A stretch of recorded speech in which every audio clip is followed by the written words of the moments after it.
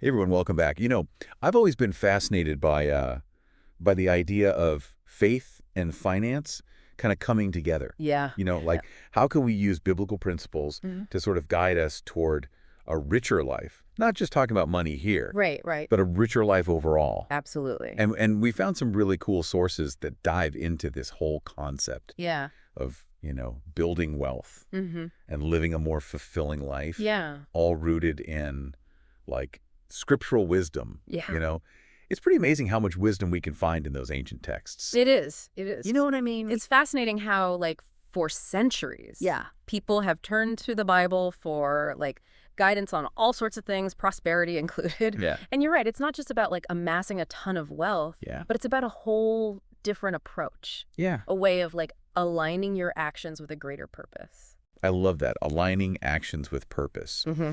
And, one thing that really caught my eye in this source material was this whole idea of a millionaire mindset. Oh, yeah. And it's so intriguing to me because it's not just about getting rich, right? Yeah. What are we talking about here? Yeah. What are the specific habits or ways of thinking Yeah.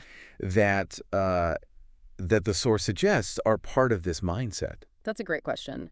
The millionaire mindset, as the source kind of lays it out, is really about cultivating, Yeah. certain habits and principles that can Yeah. lead to success in any area of life, not just finances. Right. But it really emphasizes things like diligence, persistence, and a commitment to, lifelong learning. Like that. Always be growing, always be learning. Yeah. And a great example of that is in Proverbs chapter 21, verse 5. It says, "The plans of the diligent lead surely to abundance, but everyone who is hasty comes only to poverty." Mhm. So it's really about, being intentional and thoughtful in your actions, not just rushing into things. Wow, I see how that verse ties in so well with making wise financial choices for the future. Absolutely. Thinking ahead, Thinking ahead, planning, planning, not being hasty. being diligent. Exactly.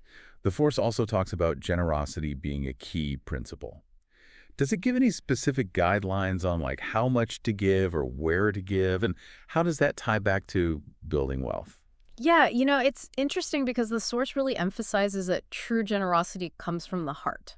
Okay. Right? It's not about a set percentage or a specific cause. Yeah. It highlights the importance of giving cheerfully, not out of some sense of obligation. Right, right. And a great verse that speaks to this is in 2 Corinthians chapter 9, verse 7. "Each one must give as he has decided in his heart, not reluctantly or under compulsion, for God loves a cheerful giver." I love that. And, it also points to this idea that giving can open doors for blessings and abundance. Okay. Not necessarily in a material sense. Yep. But in terms of, like, spiritual growth and fulfillment.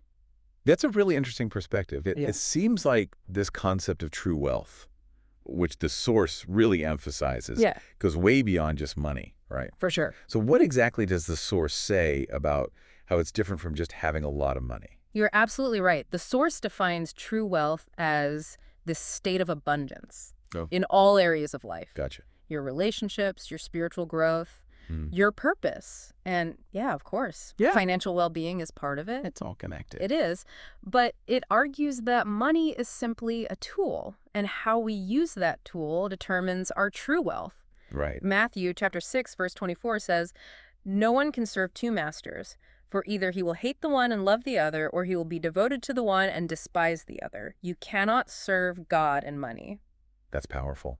Earlier, we were talking about the millionaire mindset, and now we're talking about this broader idea of true wealth. Right. So how does the source connect these two concepts? It's really interesting because the source suggests that cultivating that millionaire mindset Yeah. with that emphasis on discipline and wisdom, generosity, Mm-hmm. can actually be a pathway to achieving that true wealth. Okay. It's about aligning your financial goals with your values and then using your resources to really make a positive impact. I love that. Yeah. The source also talks about building a lasting legacy. Yes. What kind of legacy is it encouraging readers to think about? It emphasizes that our legacy is not just about what we accumulate in terms of possessions or money. Right. It's about the impact we have on others. Yeah. It encourages us to think about how we can use our resources, our talents, to make a difference in the world and leave behind something meaningful that's going to outlast us. That is such a powerful thought, and one that I think we should all be reflecting on, right? Mhm. Like, what kind of legacy do you want to build? Yeah. How can Your financial decisions, your saving, your giving, your investments reflect that deeper purpose.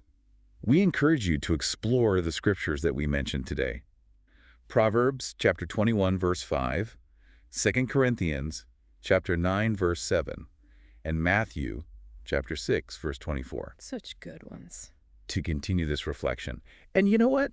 Let us know what you think. Yeah, we'd love to hear from you. Share your thoughts, leave a comment. Absolutely. I'll see you next time. See you later. Bye. Bye.